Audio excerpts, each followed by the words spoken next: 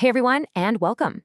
Today we're going to tackle a really crucial topic in cybersecurity, vulnerability management. Sounds complex, right? Well, we're going to break it all down and look at how organizations find and squash those security bugs before the bad guys even know they're there. Ready? Let's dive in. I love this way of thinking about it. Picture your network like a giant medieval castle. You've got these huge, strong walls, that's your firewall. You've got guards at the gate, that's your antivirus. But what about that one loose stone, that one tiny, hidden crack in the foundation? That's all it takes for an attacker to slip inside.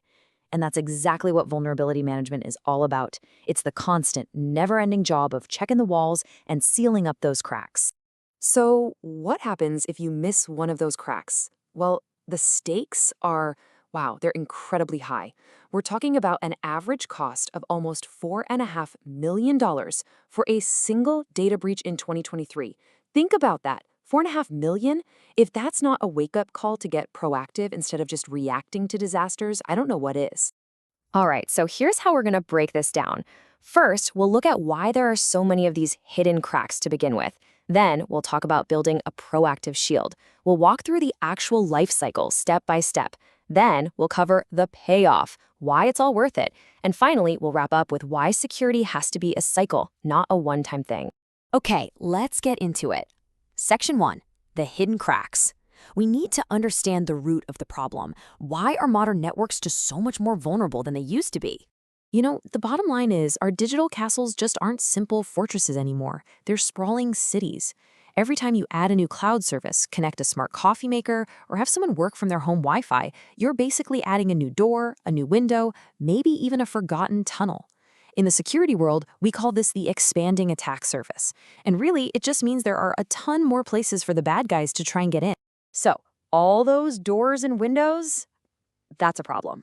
And that's where our proactive shield comes in. Let's get super clear on what vulnerability management is, and just as important, what it's not, because there's a really common mix-up here. Okay, if you remember one thing, let it be this. Vulnerability management is not a one-and-done task. It's a continuous, ongoing process. It's a whole life cycle that's all about constantly looking for, assessing, and fixing weaknesses across your entire setup, everything from the first line of code to the cloud services you use, all before someone can take advantage of them.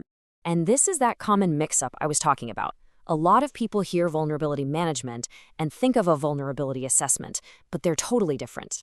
Think of it like this. An assessment is like taking a single photo of your castle's walls. It's useful, for sure, but it's just a snapshot in time. Management is like having a team of engineers constantly walking the perimeter, checking the walls, and fixing cracks 24/7. The assessment is just one tool that the management process uses. All right, so how does this whole process actually work in the real world? Let's get into the nitty-gritty with Section 3, the management lifecycle. We're moving from the what to the how. This is the actual playbook. This 5-step cycle is basically the heart of the whole operation. It's a loop. First, you discover what you have. Then, you prioritize what needs fixing first. Step 3 is to remediate, which is just a fancy word for fix it. After that, you validate. Make sure your fix actually worked. And finally, you report on everything. And you can see, as soon as you're done, you start all over again. It never, ever stops. Everything, and I mean everything, starts with discovery. It's a simple idea. You can't protect what you don't know exists.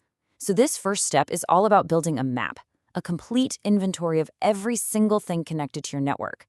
Every laptop, every server, every app, every cloud service. It has to be a living, breathing list. And discovery isn't just one magic button.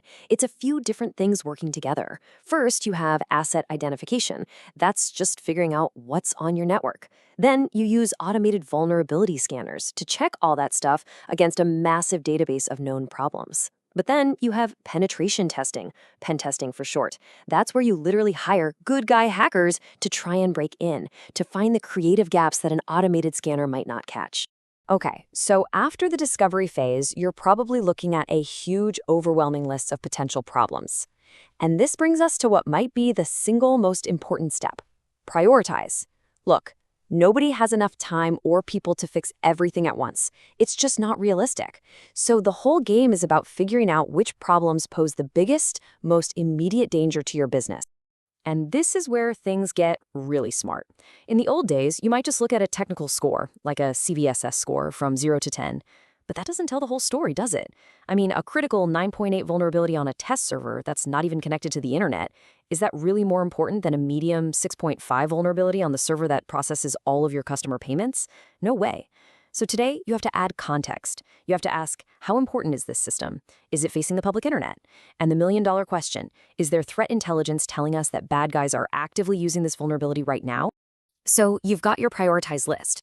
Now it's time to actually do something about it. Step 3 is remediate. This is the action phase. This is where your teams roll up their sleeves and start fixing the problems. And when it comes to fixing a problem, you've basically got 3 choices. The best case scenario? Remediation. You apply a patch and poof, the vulnerability is gone, completely eliminated.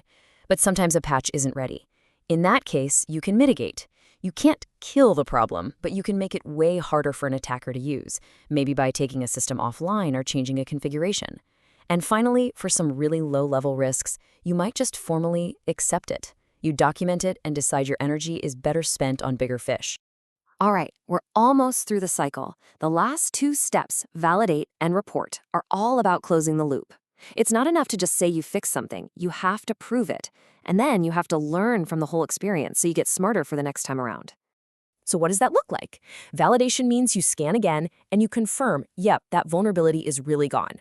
Reporting means you write it all down, what you did, how you did it, so you have a record for yourself, for your boss, for the auditors, and all of that data, it feeds right back into the beginning of the cycle, making your whole process stronger and more efficient next time. Okay, we've gone through the what and the how. That's a lot of work, right? So, the big question is, why bother? What's the payoff? That's what we're going to cover now in section 4, the strategic payoff. Let's talk about the real-world business benefits.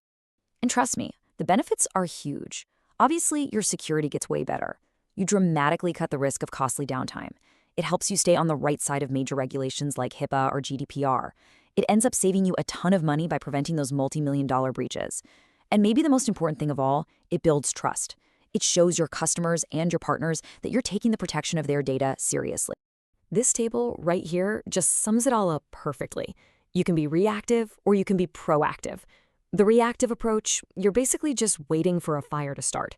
The costs are insane, the downtime is a nightmare, and it shatters trust.